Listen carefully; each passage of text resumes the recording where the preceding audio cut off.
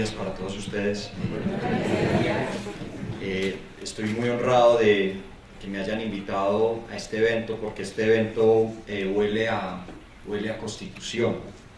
Y huele a Constitución porque una de las grandes promesas del proceso político de 1991, con el que muchos podremos estar de acuerdo o en desacuerdo, algunos criticarlo, algunos apreciarlo, estuvo lleno de democracia, estuvo lleno de participación, estuvo repleto del interés de las personas, de todos los grupos de ciudadanos, de todos los grupos políticos, de hacerse sentir, de expresar su voz. Entonces es un gran honor para mí estar en este evento tan trascendental, tan importante, y que uno debería destacar y hacer resonar con mucha fuerza.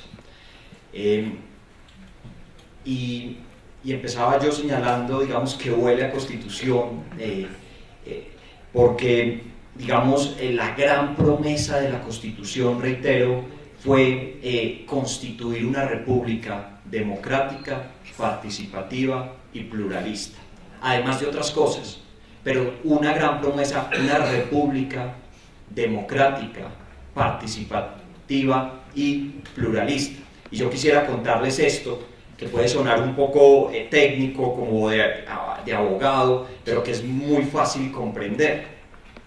La Constitución anterior, la que rigió desde 1886 con todas sus reformas, solamente establecía antes del 91 una forma para modificarla, y solo la podía modificar el Congreso. No había ningún otro mecanismo para modificarla. Solamente si el Congreso decidía modificar su constitución, modificar la Constitución, eso se podría hacer. Entonces, antes del 91 estábamos en un gran digamos, problema. Fuerzas políticas, movimientos de ciudadanos, movimientos de indígenas, estudiantes, movimientos de afrodescendientes, de raizales, en general de todo tipo de personas, personas descontentas con la forma como funcionaba la clase política, intentando modificar la Carta, promover cambios, y sin embargo la Constitución no se dejaba, y no se dejaba simplemente porque había una prohibición en la Carta para hacerlo. Pues bien, recuerdan ustedes, en aquel entonces, en 1990, el presidente de la República dictó unos decretos que se llamaban unos decretos de estado de sitio. En buena medida nuestra historia republicana durante el siglo XX fue una historia de estados de sitio, el presidente atribuyéndose siempre poderes, en fin. Pero bueno, por estas cosas de la vida, empezó a forjarse todo el movimiento de lo que se conoció en su momento como la séptima papeleta, ¿cierto? Un movimiento orientado a abrir los canales para la participación, y sin embargo la Constitución no lo permitía, hasta que fue tal la presión del pueblo, del momento político, que el presidente en uno de sus decretos dispuso que fuera posible contabilizar la séptima papeleta. Eso generó un ambiente político con bastante intensidad, y finalmente en otro de esos decretos de estado de sitio se abrió la posibilidad para convocar una Asamblea Nacional Constituyente con el propósito de modificar la Constitución. Imagínense el contexto: una Constitución centenaria, ¿cierto? Con restricciones muy fuertes para su modificación, y el movimiento político tratando de abrir los canales. Pues bien, estos decretos que dictaba el presidente tenían que ser controlados antes tenían que ser controlados por la Corte Suprema de Justicia. Entonces la Corte Suprema de Justicia cumplía las funciones de defensora de la Constitución, y la Constitución decía que solamente se podía reformar por el Congreso, no por una Asamblea Nacional Constituyente, que era lo que estaba tratando de hacer el gobierno por la presión del pueblo, por la presión popular de los diferentes movimientos. Y la Corte Suprema, en un fallo histórico dijo que, a pesar de que la Constitución decía eso, lo que se estaba intentando manifestar en ese momento era el poder constituyente primario. Un poder constituyente no sujeto a límites, no sujeto a restricciones, con capacidad para darse su propia constitución. Esto es extraordinario. Esto es extraordinario y además explica el espíritu profundamente democrático del 91. La Corte Suprema, en un fallo súper dividido, ¿cierto? Quedaron prácticamente mitad. Los magistrados, se abrió el camino de la Asamblea Nacional Constituyente, una Asamblea Nacional Constituyente que por lo demás, con todos los problemas y con todos los juicios históricos que se le han hecho cada vez que cumple 10 años, fue una asamblea definitivamente participativa, ¿cierto? En la que todos tuvieron voz, Entonces, uno dice ¿por qué se vuelve tan importante una ley que se ocupa de regular la participación ciudadana? Pues resulta ser muy importante precisamente por eso, porque a través de ella se concreta, se materializa, se realiza la promesa constituyente de 1991 de fundar una república democrática, participativa y pluralista. Esta ley, hago aquí un paréntesis muy corto, esta ley tuvo un curso muy largo desde que se inició, desde que se presentó el proyecto, inicialmente por el gobierno y posteriormente por una iniciativa también de uno de los congresistas. Tuvo un largo periodo en el Congreso de la República. Eso obedeció a varias razones. Esta es una ley estatutaria, ya les cuento por qué es una ley estatutaria. Esta es una ley estatutaria y requiere, primero, ser aprobada por el Congreso, y luego de que es aprobada por el Congreso, tiene que ser enviada a la Corte Constitucional para que la Corte determine si esa ley es compatible o no con la Constitución. Antes de entrar en vigencia, la Corte la revisa. Entonces, el proyecto se presentó y se tramitó como ley y fue remitida a la Corte Constitucional. Y en 2 oportunidades la Corte Constitucional tuvo que devolverla al Congreso de la República porque no se habían cumplido los procedimientos regulares para su aprobación. Entonces, en alguna oportunidad detectó que no había sido aprobado por las mayorías requeridas, entonces la tenía que devolver al Congreso. Finalmente el texto ya completo, después de su debida aprobación, llegó a la Corte Constitucional, y la Corte Constitucional apenas este año, en la sentencia C-150 del 2015, se pronunció sobre su constitucionalidad. Entonces es una ley que viene como desde 2011, 2012, haciendo su curso por el Congreso.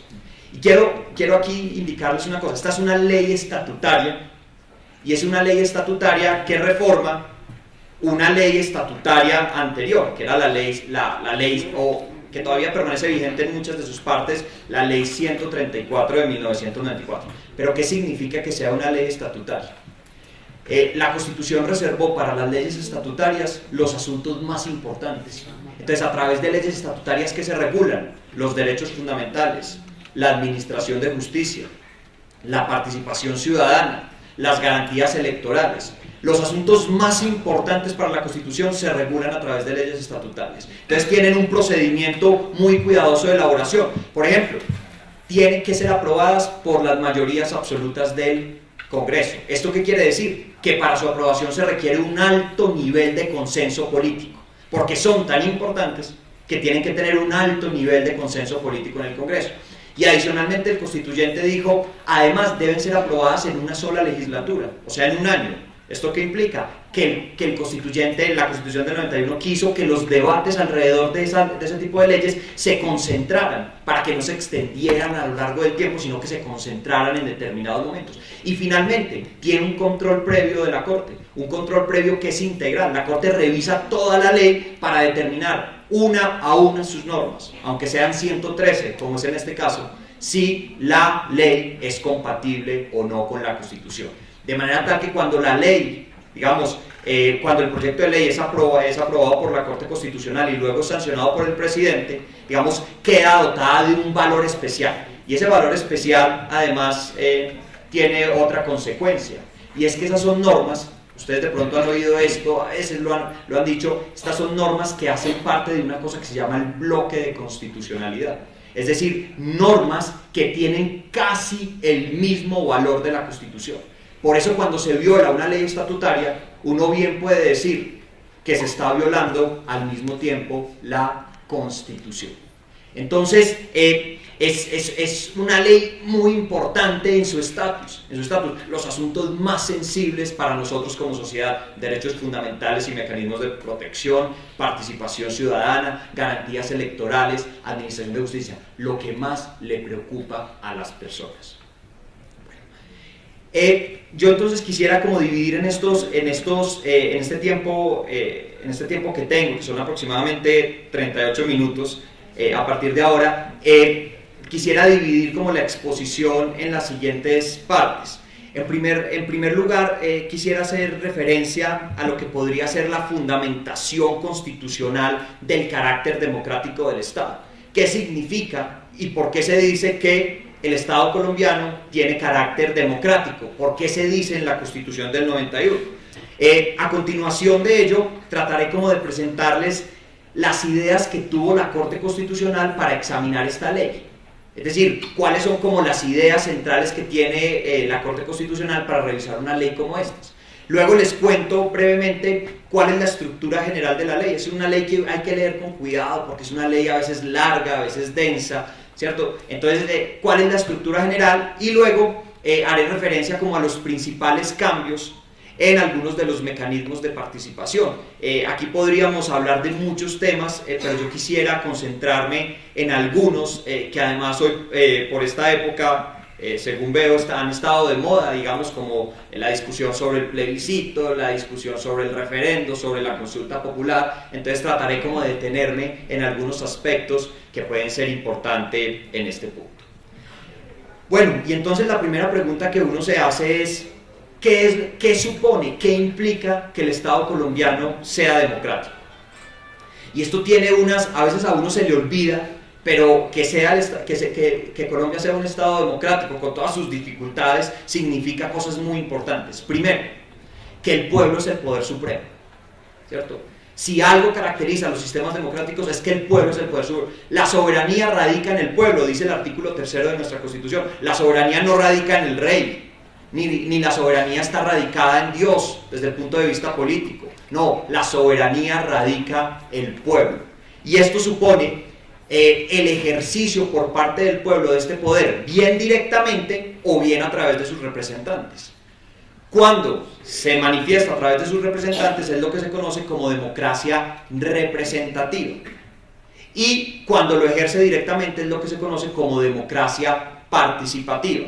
Las democracias contemporáneas, salvo algunos casos excepcionales como el suizo, digamos, tienen que acudir en la mayoría de las veces a la democracia representativa. Pues porque sentarnos todos, 30 millones, a tomar todas las decisiones sobre el contenido de las leyes, pues sería impracticable. Entonces, el carácter democrático supone que hay manifestaciones de democracia representativa a través de representantes y hay manifestaciones de democracia participativa. En algunos momentos nosotros ejercemos directamente el poder político.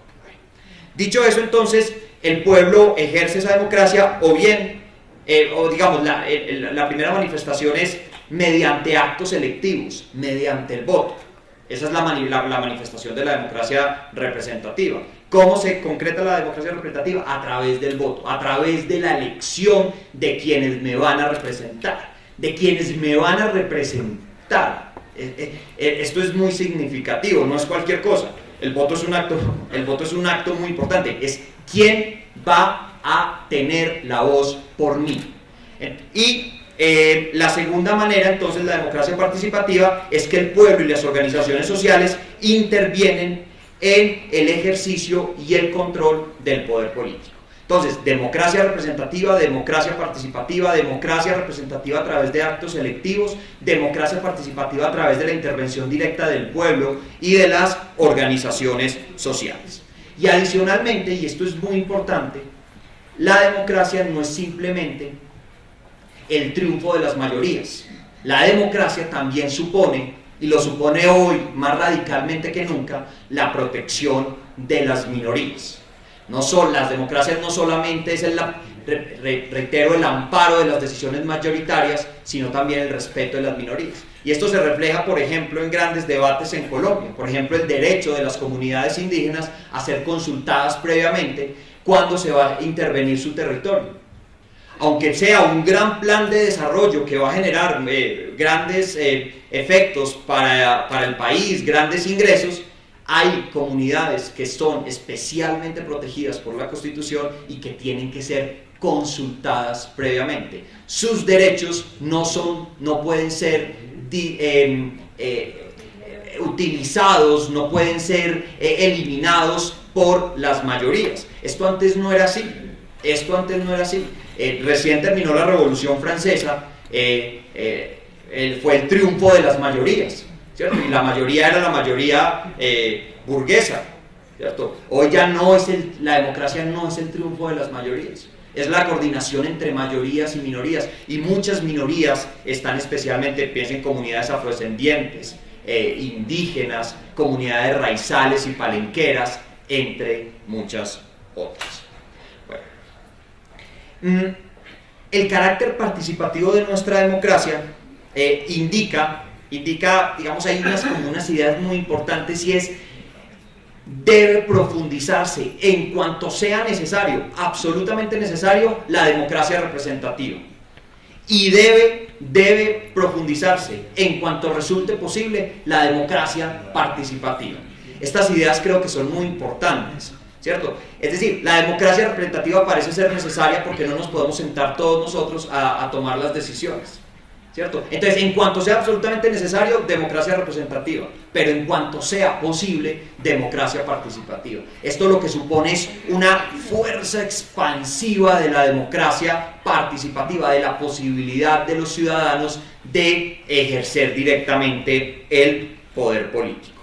Entonces, hemos dicho lo que supone el carácter democrático del Estado, hemos dicho lo que supone que sea una democracia participativa, esto es, en cuanto sea necesario la democracia representativa, en cuanto sea posible la democracia participativa.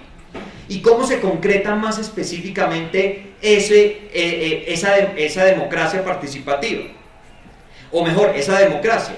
Hay un artículo importantísimo en la Constitución que los interesados en la participación no pueden dejar de leer, que es el artículo 40. El artículo 40 reconoce el derecho a conformar, ejercer, el derecho fundamental de los ciudadanos a conformar, ejercer y controlar el poder político. Derecho fundamental. Hay un profesor que dice que un derecho fundamental es algo así como aquellas pretensiones políticas y morales de una sociedad que la sociedad está dispuesta a proteger así se caiga el mundo. Es un derecho fundamental a conformar, a ejercer y a controlar el poder político. Y se manifiesta de muchas maneras, a través del voto, o por ejemplo en la posibilidad de los ciudadanos de presentar referendos, iniciativas ciudadanas, consultas populares, o el derecho de los ciudadanos a conformar partidos políticos, o el derecho de los ciudadanos a ejercer, por ejemplo, el derecho de petición, o el derecho de los ciudadanos a presentar acciones en defensa de la Constitución. Día a día, diariamente a la Corte Constitucional llegan muchas demandas de inconstitucionalidad de ciudadanos preocupados porque una ley está desconociendo la Constitución, está desconociéndose. Esa es una forma también de participar. Entonces uno podría como establecer derivar del artículo 40 como 4 grandes derechos. El derecho a la democracia como representación, ya lo hemos visto. El derecho a la democracia como decisión, la posibilidad de tomar yo directamente las decisiones, por ejemplo, a través de un referendo, de una revocatoria del mandato, de una consulta popular. El derecho a la democracia como control, ¿cierto? Cuando se ejerce control social, cuando se ejerce veeduría, se está ejerciendo el derecho a la democracia como control, porque acuérdense que el 40 es el derecho a ejercer, conformar y controlar el poder político, y también el derecho a la democracia como posibilidad de organizarse políticamente, porque el artículo 40 también permite la conformación de partidos y movimientos políticos. Entonces tenemos una Constitución que hace una gran promesa en su artículo primero: democracia, democracia participativa, una república democrática, participativa y pluralista, y que luego se concreta en este gran artículo 40. No olviden esto, se trata de un derecho fundamental. Bueno, y esto entonces ya tiene algunas consecuencias específicas que fueron consideradas, que han sido consideradas por la Corte Constitucional para evaluar leyes como estas. Y la primera gran idea es el carácter expansivo de la democracia. La democracia tiene un gran poder de penetración en todos los escenarios, donde se discuten problemas públicos o privados. Y miren, la democracia no es solamente la democracia en el Congreso, la democracia es la democracia en la familia, la democracia es la democracia en el conjunto residencial. Miren, hay por ejemplo una discusión vieja. Si ustedes recuerdan, cuando se trata de conjuntos residenciales, el voto de cada persona en principio vale según su propiedad. Entonces, si usted tiene una propiedad privada muy grande, su voto vale más que aquel que tiene una propiedad más pequeña. Es lo que se denomina en esa ley coeficientes de copropiedad. Entonces, ¿cuántos coeficientes de copropiedad hay? Entonces cada uno vota y así se conforman las mayorías. Una vez un ciudadano demandó eso y dijo, ¿pero por qué? Si la democracia, un principio de la democracia es que cada persona tiene un voto y su voto tiene el mismo valor. Entonces había una gran tensión entre cómo se tomaban las decisiones allá y qué era lo que exigía la democracia. Y lo que la Corte Constitucional dijo en esta decisión es que cuando se trataba de decisiones no económicas, como por ejemplo uso de la piscina, uso de zonas comunes, en fin, de espacios públicos de recreación, la decisión era una persona por un voto. Y cuando se tratara de decisiones económicas, como por ejemplo fijación de cuotas de administración, pues se tomaban en función del coeficiente de copropiedad. Pero miren la forma como la democracia invade escenarios en los que uno diría, pero la democracia, ¿qué hace allá? No, la democracia tiene mucho que hacer allá. ¿O qué hacen los colegios la democracia? ¿Cómo así que el manual de convivencia hay que concertarlo con los estudiantes? Si las relaciones de educación tienen que ser unas relaciones jerárquicas, diría alguien. No, porque la democracia se proyecta también en aquellos espacios educativos. Bueno, entonces, esto es muy importante, el carácter expansivo. A veces la Corte lo denomina la vis expansiva de la democracia. Bueno, la segunda gran idea que ha tenido la Corte para juzgar leyes como estas, es la regla de la mayoría limitada. Y la regla de la mayoría limitada lo que indica es que las mayorías no pueden tomar las decisiones, no pueden tomar todas las decisiones. Hay decisiones que las mayorías no pueden tomar. Por ejemplo, las mayorías no pueden tomar la decisión de anular un derecho de una minoría. Las mayorías no pueden tomar la decisión de establecer la prisión perpetua a menos que se cambie la Constitución. Tampoco pueden establecer las mayorías que las comunidades, las personas de la tercera edad no tienen derecho a tal cosa, porque no está una regla básica de la democracia es la de la mayoría limitada. Adicionalmente, otra gran idea en relación con el juzgamiento de estas normas es los ciudadanos tienen la libertad de asumir actitudes activas o pasivas frente a la democracia. Naturalmente, todos diríamos qué bueno que se trate de una ciudadanía activa, ¿cierto? Que participe ampliamente en los procesos, en fin, ese es un buen ideal, pero también existe una libertad constitucional, ¿cierto?, de asumir actitudes pasivas. Y las actitudes pasivas se pueden asumir de diferentes maneras. Entonces, una gran discusión que se ha presentado en esto es si, por ejemplo, hay algunos mecanismos de participación, como por ejemplo la consulta popular, que requiere que un número de ciudadanos participe. Entonces requiere participar la tercera parte del censo electoral, es lo que se denomina el umbral, ¿cierto? Entonces la pregunta es, ¿puede el Estado colombiano premiar a las personas que participan en esos procesos que requieren umbral? Y lo que ha señalado la Corte es que no es posible premiar en aquellos casos en los que se requiere el umbral. ¿Por qué? Porque los ciudadanos también tienen la posibilidad, como un mecanismo de oposición a determinada decisión, no participar para que no se cumpla el umbral.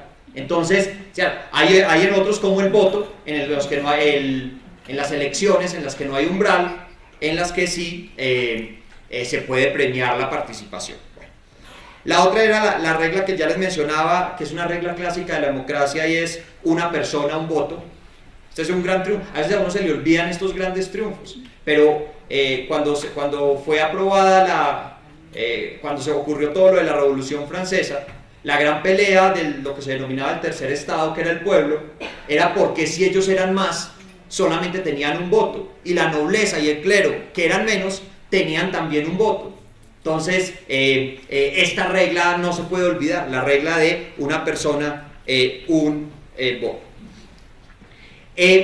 La otra regla importante es la prohibición de estatizar la democracia y, en consecuencia, la obligación de proteger el pluralismo. La prohibición de estatizar la democracia es que está prohibido que solamente sea posible manifestar o concretar la democracia a través del Estado. No, el Estado, la Constitución reconoce que paralelo al Estado existen otras formas de participación, otras formas de realizar la democracia, y en consecuencia existe una prohibición de estatizar y de proteger el pluralismo, otras manifestaciones de participación, aunque no estén reconocidas en la Constitución, en la ley, deben ser protegidas. La prohibición de estatizar la democracia. Es decir, en el fondo lo que está diciendo esta regla es la responsabilidad respecto de la democracia no solamente es del Estado, es fundamentalmente también de las comunidades. Hay otras reglas importantes, por ejemplo, el deber de promover estructuras democráticas, ¿cierto? Entonces, la democracia no solamente termina cuando el ciudadano se expresa o las organizaciones se expresan hacia afuera, sino que se ha señalado que al interior de determinadas organizaciones tienen que cumplirse determinadas exigencias democráticas. Por ejemplo, cómo se toman las decisiones en los partidos políticos. Entonces, las decisiones en los partidos políticos tienen que adoptarse a través de procedimientos democráticos. Esta es como la interferencia de la democracia hacia el interior, no solo hacia el exterior, sino hacia el interior. Hay otra regla importante, que es la prohibición de sustituir a las autoridades estatales en el desarrollo de las actividades de control. Acuérdense que una de las manifestaciones de la democracia es la democracia como control, el derecho a controlar la actividad del Estado, la gestión pública, las políticas públicas. Pero la Corte ha sido cuidadosa en señalar que no es posible trasladarle a los particulares aquellas obligaciones que son del Estado.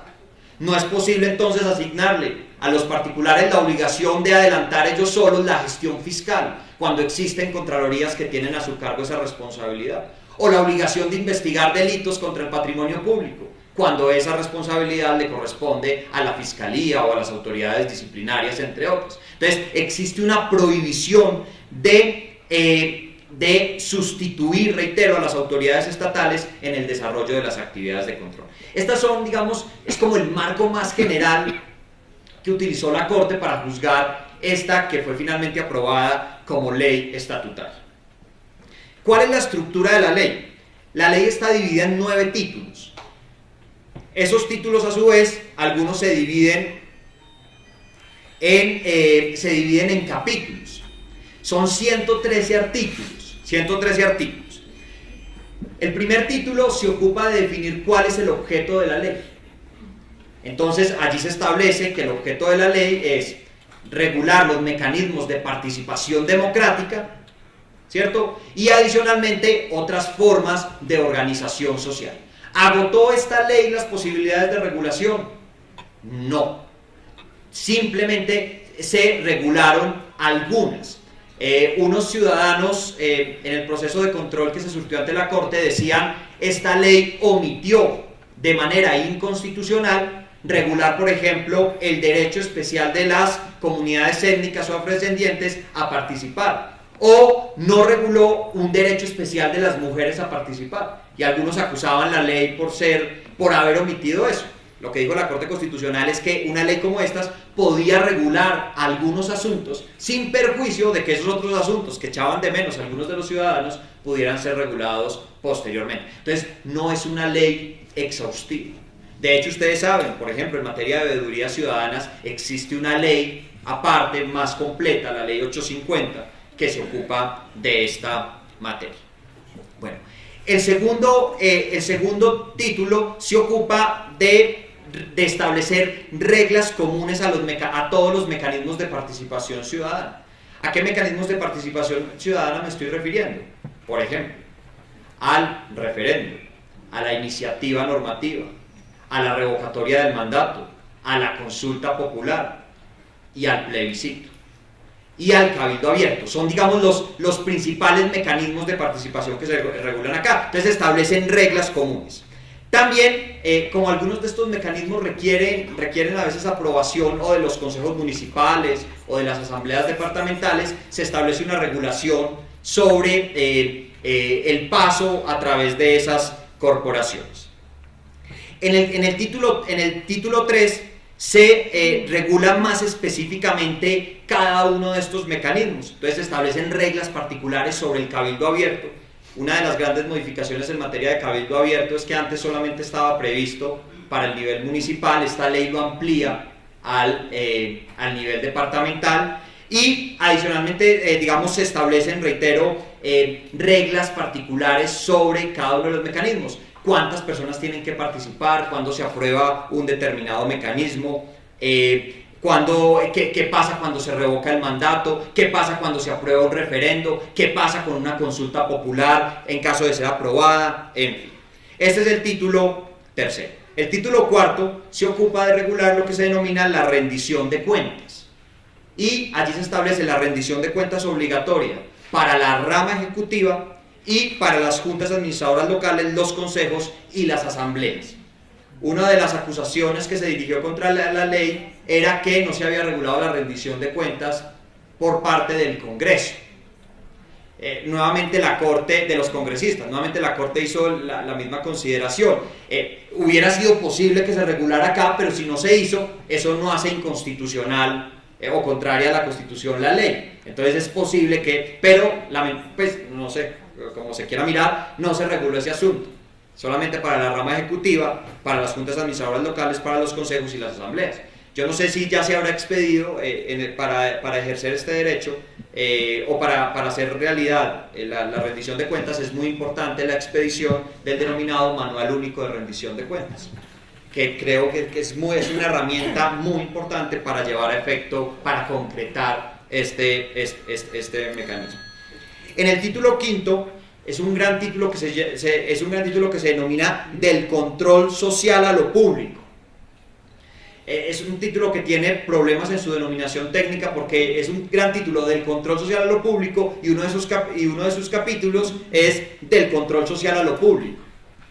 Pues debería ser, debería ser otra cosa, porque esa sería una de sus especies. El género es del control social a lo público, pero una de sus especies es del control social a lo público. Bueno, parecería raro, y allí se establecen todos los mecanismos a través de los cuales los ciudadanos pueden hacerle control social a la gestión de las autoridades del Estado. Entonces se reconocen derechos que siempre se han reconocido, como por ejemplo la posibilidad de ejercer el derecho de petición, la posibilidad de presentar acciones populares, la posibilidad de ejercer, digamos, de hacer control a los procesos que adelantan las entidades, en fin. Y se establecen algunas normas también en ese título sobre las veedurías ciudadanas, que no son cambios. He hablado con algunas personas, digamos, que están ahí en el medio de las veedurías, dicen que no son cambios radicales los que se hicieron en esta ley en materia de veedurías. El título sexto se denomina de la participación social ante las corporaciones públicas de elección popular y ante el Congreso de la República. Entonces la participación ante el Congreso, ante las asambleas y ante los consejos. Cómo los ciudadanos pueden participar en las discusiones que se adelantan en cada una de esas corporaciones. Cómo pueden solicitar información de lo que allí se hace. Entonces se ocupa de regular específicamente cómo mira el ciudadano a las corporaciones públicas para saber qué proyectos están adelantando y cómo podrían ellos intervenir. En el capítulo séptimo, que a mi juicio es uno de los más importantes de esta ley, este título se denomina de la coordinación y promoción de la participación ciudadana. Creo que era una gran deuda que se tenía con la participación. ¿Y qué es lo que hace este título? Regula, institucionaliza toda la participación ciudadana. Entonces crea, por ejemplo, el Consejo Nacional de Participación Ciudadana, establece cómo se promueve la participación ciudadana en las administraciones departamentales, municipales y distritales, establece una regulación específica sobre la financiación de la participación ciudadana. En otras oportunidades que hemos tenido oportunidad de encontrarnos, yo le decía a alguien, mire, esto fue importantísimo. Esto fue importantísimo y la Corte Constitucional hizo una consideración especial alrededor de la financiación de la participación ciudadana. Dijo que era obligación de las autoridades incluir gastos de participación en los presupuestos, que era una obligación, que su incumplimiento debería dar lugar a responsabilidades, y que aquellas normas que aprobaran, por ejemplo, los presupuestos y que hubiesen omitido el gasto de participación podrían ser demandadas ante los jueces para cuestionar su validez. Esto no lo dice la ley, lo dijo la Corte Constitucional porque entendía que el gasto de participación es central, los recursos son centrales para hacer efectivos estos mecanismos. El incumplimiento de las autoridades en este punto, lo dijo la Corte, da lugar a las responsabilidades por parte de los funcionarios encargados de ello y adicionalmente esos actos pueden ser demandados ante, bien sea el Tribunal Contencioso Administrativo o ante el juez que sea competente para exigir su incorporación. No se les olvide esto, digamos, la Corte le dio bastantes dientes a esta obligación. Bueno, regula finalmente otras cosas, el título octavo, que son las denominadas alianzas para la prosperidad.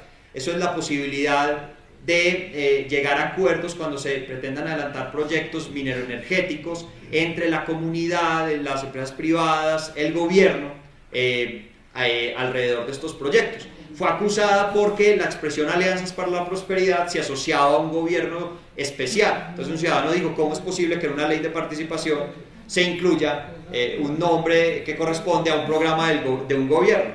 Y la Corte Constitucional consideró que no existía, digamos, ningún problema por eso, ¿cierto? Digamos, pues es una opción, es un buen o mal nombre, pero digamos eso no lo hace inconstitucional.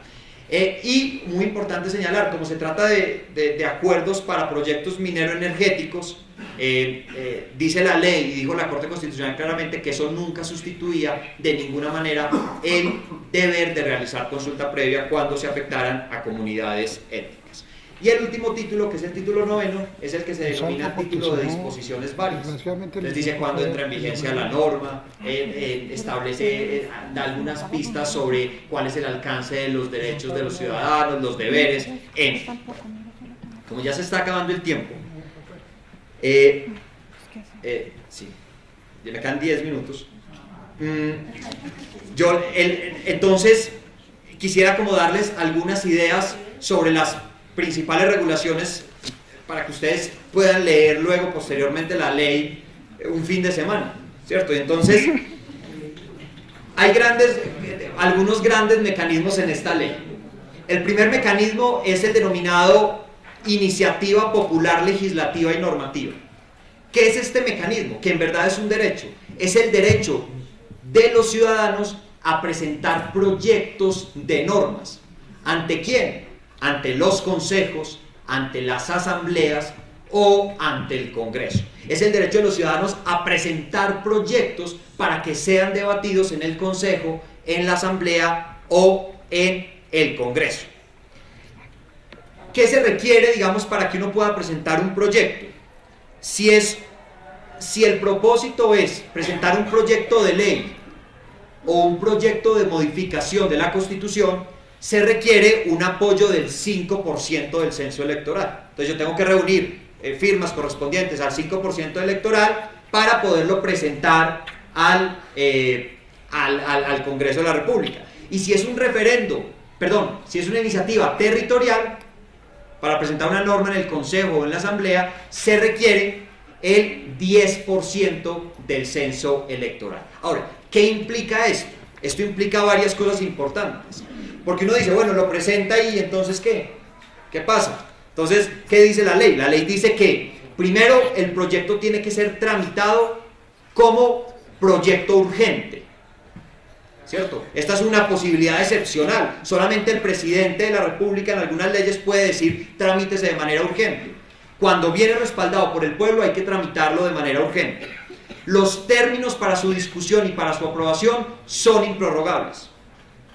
Y debe dársele un procedimiento prioritario frente a otros proyectos. Y el vocero de la iniciativa tiene el derecho a participar con voz, naturalmente sin voto porque no es electo, en las discusiones alrededor de ese proyecto. Este derecho no es un derecho a que aprueben el proyecto, es un derecho a presentarlo y a que lo discutan. Y es muy importante porque si no es aprobado, los ciudadanos pueden pueden solicitar que se realice un referéndum. Ah, bueno, no lo quisieron aprobar los consejos municipales, no lo quisieron aprobar la asamblea, no lo quiso aprobar el Congreso, pues nosotros vamos a llamar al pueblo para que el pueblo, como árbitro final de la disputa democrática, tome esta decisión. Solamente se pueden presentar proyectos que correspondan a la respectiva entidad territorial. Hay otras restricciones. Por ejemplo, no se pueden presentar proyectos sobre amnistías ni indultos porque son de iniciativa exclusiva del gobierno, entre otros. Ahí en la ley aparecen otras restricciones. El segundo gran mecanismo es el referendo. ¿Qué es el referendo?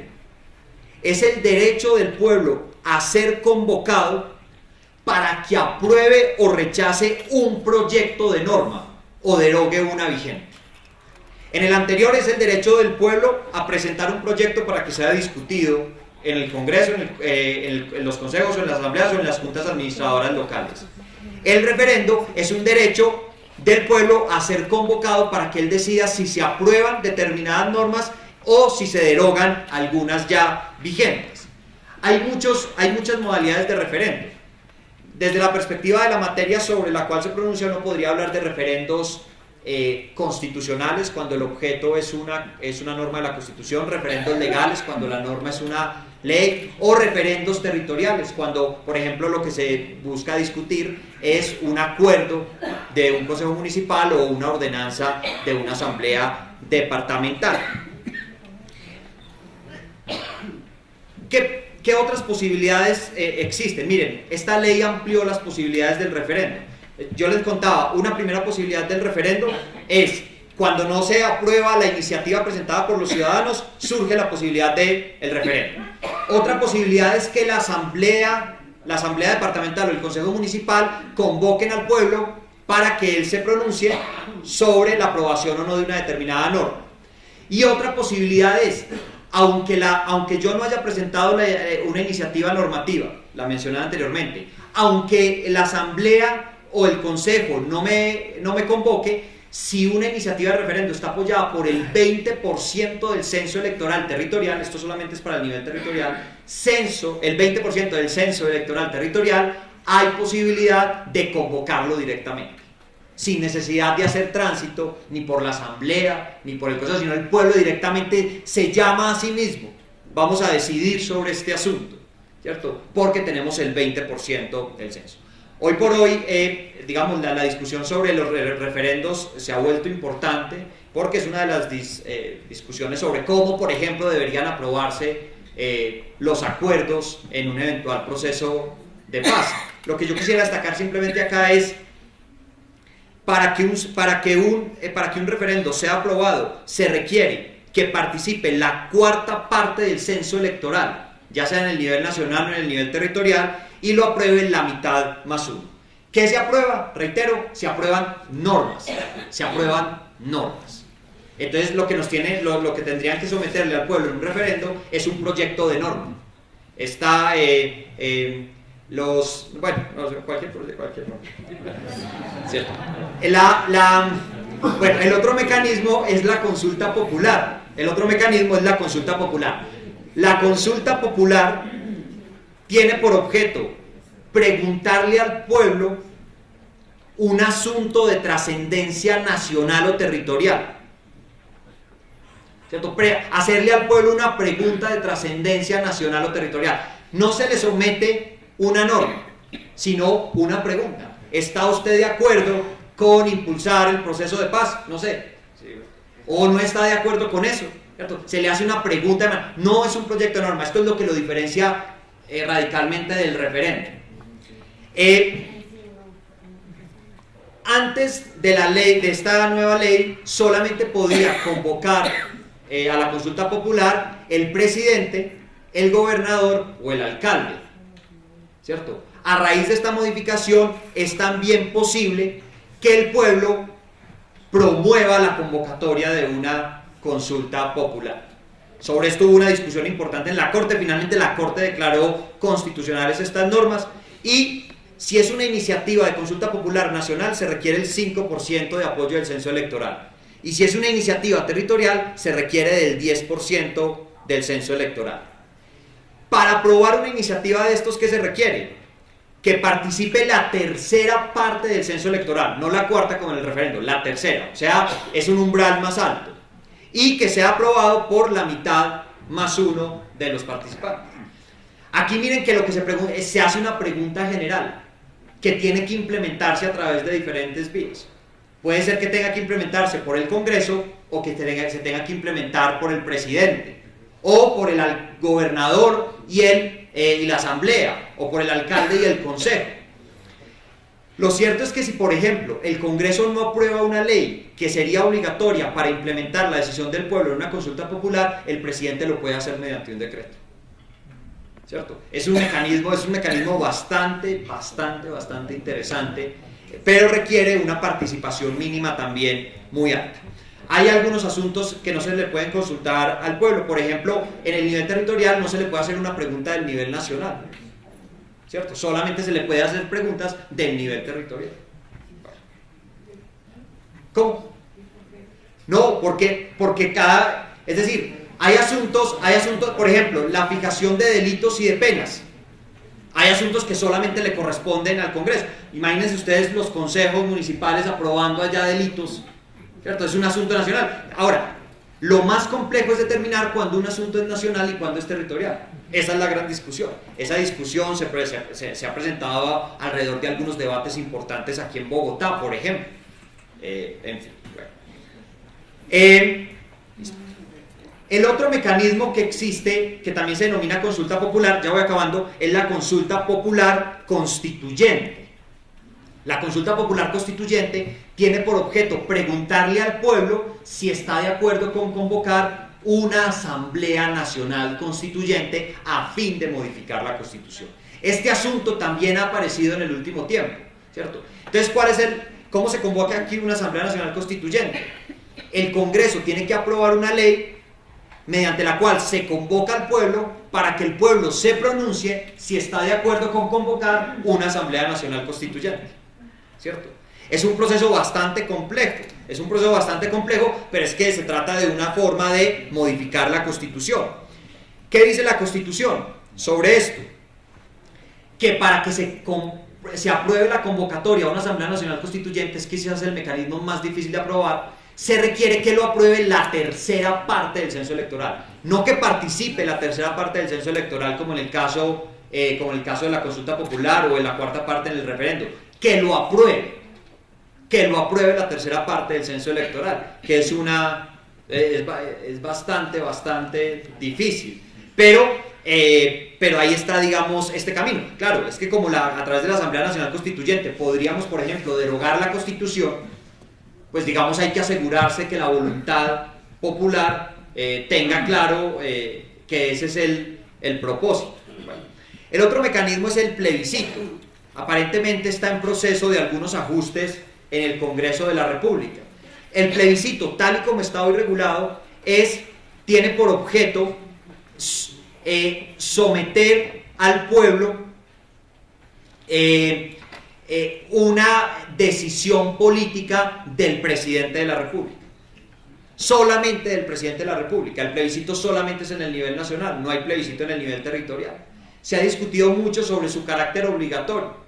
Si se somete a una decisión política, digamos, no es una consulta al pueblo como la consulta popular, no es un proyecto de norma como en el referendo, una decisión política, algunos dicen que en verdad es simplemente un acto político como de respaldo, de rechazo a una decisión del presidente de la República. Pero no, pero digamos no hay más regulación sobre eso.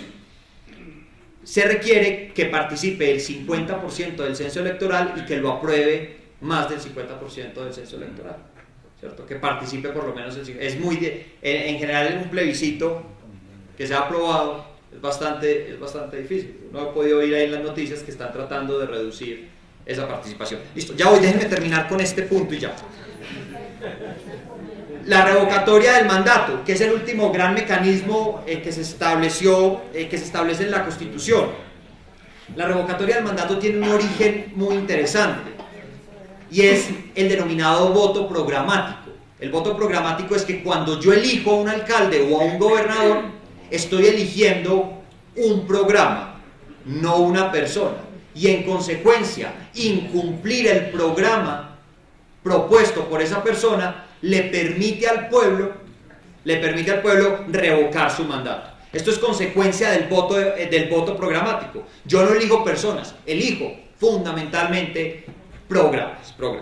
Entonces, uno podría denominarlo como un derecho político mediante el cual los ciudadanos dan por terminado el mandato de alcaldes o gobernadores. Hoy solamente está previsto para alcaldes y gobernadores. Bueno, algunas simplemente para contarles qué ha pasado. Miren, en la ley, por allá en el 94, en la ley 131 del 94, se establecían las siguientes reglas para que pudiera abrirse paso una revocatoria del mandato. Se decía que debía ser solicitado por el 40% de las personas que participaron en la votación del alcalde o gobernador. El 40%, solicitado, para presentar la solicitud, el 40%. Que para que la votación fuera válida, tenía que participar el 60% de la votación registrada el día de las elecciones del anterior alcalde o de gobernador, y que adicionalmente tenían que aprobar la revocatoria el 60% de los que participaron. Entonces era una regla de 40, 60 y 60.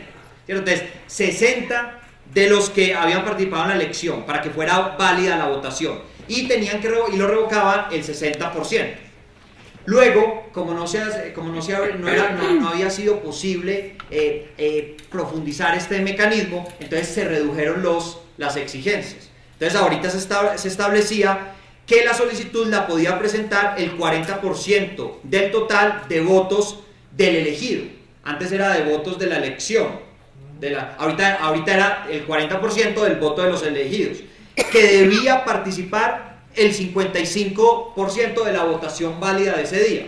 Entonces ahí se empezaron a reducir. Y que se aprobaba la revocatoria cuando votara la mitad más uno. Sin embargo, parece que la revocatoria tampoco tuvo efectos, pudo implementarse en mayor medida, al menos esto se deduce de los debates en el Congreso, y la actual ley lo que hace es establecer que para que sea posible presentar la iniciativa se requiere el apoyo del 30% de los votos obtenidos por el elegido. El 30%, antes era el 40% de los votos obtenidos por el elegido, antes el 40% de los votos de la respectiva elección, no del elegido. Ahora, 30% de los votos del elegido tiene que votar al menos el 40% de la votación total válida del día en que se eligió. Recuerdan, antes era el 60%, luego el 55%, ahora el 40%. Y lo revocaría la mitad más uno. Esto con el propósito, según se derivaba según se derivaba de los antecedentes en el Congreso, con el propósito de ampliarlo. Esto plantea tensiones muy fuertes, porque a veces la revocatoria puede llevarse a efecto con un número muy reducido de votos si se le compara con los votos, por ejemplo, obtenidos por el respectivo mandatario municipal, distrital o departamental. Bueno, estas eran más o menos, hay muchas hay muchas otras cosas. Ustedes pueden hacer una cosa si quieren un poco profundizar en esta ley, pues además de leerse con cuidado la ley.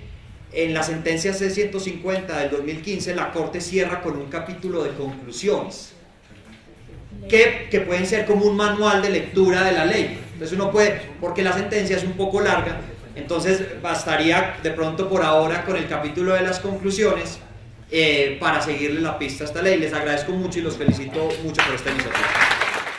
¿Cómo se corrige? Entonces, si es un error mecanográfico, bueno, entonces si no es, bueno, por si hiciera un error mecanográfico, existe uno que se llaman los decretos de corrección de yerros, ¿cierto? Siempre y cuando uno identifique que claramente la voluntad del Congreso era una y se equivocó en la... Entonces, si no es eso, no hay otro camino diferente a la aprobación de una nueva norma estatutaria, ¿cierto? Si es un término, no hay otro camino diferente. Si es una materia estatutaria, y en principio todos los asuntos regulados en la ley estatutaria, pueden existir asuntos en una ley denominada estatutaria que no sean necesariamente estatutarios, digamos que no sean, por ejemplo, que en una ley estatutaria, voy a decir cualquier cosa porque no se me viene ahorita otro ejemplo, se regule algo sobre la propiedad horizontal en esta ley estatutaria, sobre los conjuntos residenciales. Eso no es un tema de ley estatutaria, sino que es un tema de ley ordinaria. Entonces podría modificarse a través de una ley ordinaria.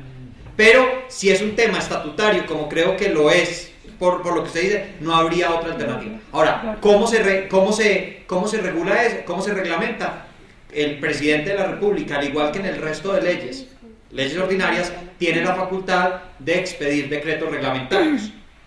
Ahora, hay competencias que se le asignaron específicamente a algunas autoridades. Por ejemplo, el manual único, la expedición del manual único de rendición de cuentas, que se estableció allí una competencia particular. Pero el camino para reglamentar, que reglamentar no es nuevamente regular, sino precisar para asegurar la puesta en práctica de la medida a través de los decretos. Esa es una competencia que tiene el presidente directamente con fundamento en el numeral 11 del artículo 189 de la Constitución. ¿Esta ley tiene algún artículo que le diga al alcalde o al consejo o a la asamblea el tope de los programas que tiene que del plan de desarrollo que tiene que entregar? Porque hay veces se dice que entregan el 20% y eso está aprobado. O sea, no. ¿Hay algún artículo que le diga al alcalde cuál monto tiene que entregar en el plan de desarrollo? Es posible que algo sobre ello esté incorporado en la ley orgánica del Plan Nacional de Desarrollo, que es la ley 152 de 1994, y de pronto algo en el Estatuto Orgánico de Presupuesto, el decreto 111 de 96, bueno, no sé, creo que de pronto en esas disposiciones podría haber algunas pistas sobre eso. En esta ley no hay nada sobre ello, Colombia se está preparando para un conflicto y un mecanismo de participación ciudadana para, de comillas, avalar ese proceso. Es muy explícito en los 4 que nos explicó acá: referéndum, plebiscito, consulta, etc. Desde su punto de vista como jurista, como magistrado, ¿cuál sería el mecanismo más adecuado para que la ciudadanía pudiera avalar ese proceso? Hombre, no, yo no sé y creo que no puedo, no sé, digamos todos, no sé, todos tienen sus riesgos, todos tienen sus tienen sus desafíos, lo único, no, pues es cierto, más o menos esa es la idea. Nosotros somos ciudadanos que ejercemos veedurías y estamos hablando de mecanismos de control y de comunicación, en donde estos mecanismos nos dan muchas herramientas para nosotros poder tener injerencia a nivel de veedurías, digamos, seguimientos. ¿Por qué no hay una pedagogía o por qué no hay una parte en donde eduquen al ciudadano en esto? Porque esto es complicado y hard. La única si ustedes fin de semana para leer, uno queda azul. Pero si hubiese personas que nos dieran toda esa información como masticadita para poder ejercer, ¿sí? Sería importantísimo tener esa Digamos, yo creo dos cosas. Primero, hay una parte de gran responsabilidad del Estado sobre esto, digamos, de las autoridades con competencia en esta materia, como el Consejo Nacional Electoral, la Registraduría Nacional del Estado Civil. Una parte creo que es responsabilidad del Estado, pero indudablemente creo que una parte de la responsabilidad es en buena medida nuestra. Si uno le deja esto en manos a los abogados, ¿cierto? Pues pierde su propósito. Pues tiene una filosofía muy ciudadana. Yo lo que creo lo siguiente. Primero, una responsabilidad le corresponde al Estado, pero otra responsabilidad es claramente nuestra. Ahora, yo creo que si se hace realidad la nueva institucionalidad, antes inexistente formalmente, por lo menos prevista ahora en la ley, yo creo que eso tendría que cambiar. La creación de un Consejo Nacional de Participación Ciudadana, la obligación de crear oficinas en el territorio, de secretarías encargadas de divulgar los mecanismos de participación, la obligación de incorporar gastos de participación en los mecanismos. Entonces, ahí lo que uno sí tiene que hacer es empezar a hacer veeduría y control de que eso se cumpla.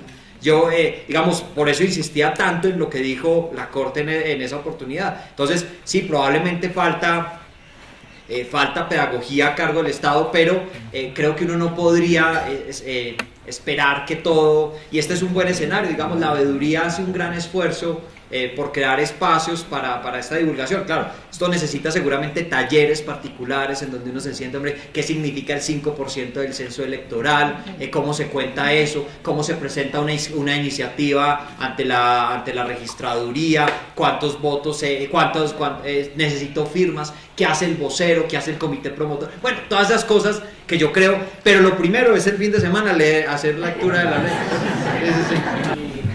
¿Cuántos mecanismos de participación ciudadana hay y cómo cuál es el orden? Entonces, empecemos. La consulta popular. La consulta popular puede ser una consulta popular normal, es decir, para una decisión aprobada, una consulta hecha por el presidente de la República, el gobernador o el alcalde. Puede ser una consulta popular también por iniciativa popular, y puede ser también una consulta para convocar la Asamblea Nacional Constituyente. Ahí tendría uno como siete formas de consulta popular. En materia de referendo, pues hay referendos nacionales, territoriales, hay referendos que aprueban leyes o que aprueban normas, hay referendos que derogan normas, hay referendos para modificar la Constitución. Bueno, ese es el otro. Entonces ahí tenemos, digamos, uno tendría ahí sumando como 11, como 12. Revocatoria del mandato, digamos, hay revocatoria del mandato departamental y municipal, ¿cierto? Hay plebiscito, el plebiscito solo es nacional, ¿cierto? Revocatoria, y hay iniciativa popular, normativa y legislativa, ¿cierto? Que tendría diferentes variantes. Y está el cabildo abierto, naturalmente, que es naturalmente, estaba pensando en los mecanismos de estudios de participación, pero claramente las veedurías y todas las actividades otras de control social son mecanismos de participación. Acuérdense que la democracia es el derecho también, no solamente a conformar, a ejercer, sino también a controlar. Por eso también son mecanismos de participación. Ahora, si hay una jerarquía entre ellos, creo que no. Cada uno responde a lógicas y a propósitos diferentes, ¿cierto? En algunos casos será más conveniente someter a consideración del pueblo un proyecto de norma. A veces será mejor hacerle una pregunta general, la distinción entre consulta y referendo. A veces será mejor hacer un plebiscito, no sé, no hay ninguna jerarquía, es dependiendo del propósito. Lo que yo sí creo es que uno no le debe tener miedo a la democracia, ¿cierto? No le debe tener miedo a la democracia. Si estamos en un sistema democrático, no hay por qué tenerle miedo a la democracia. Que la gente participa, se une, pero si uno no está avalado por una organización, por una institución, no se le respeta y no se le responde. Entonces, como veedor ciudadano, uno puede exigir una serie de documentos y cosas a una institución.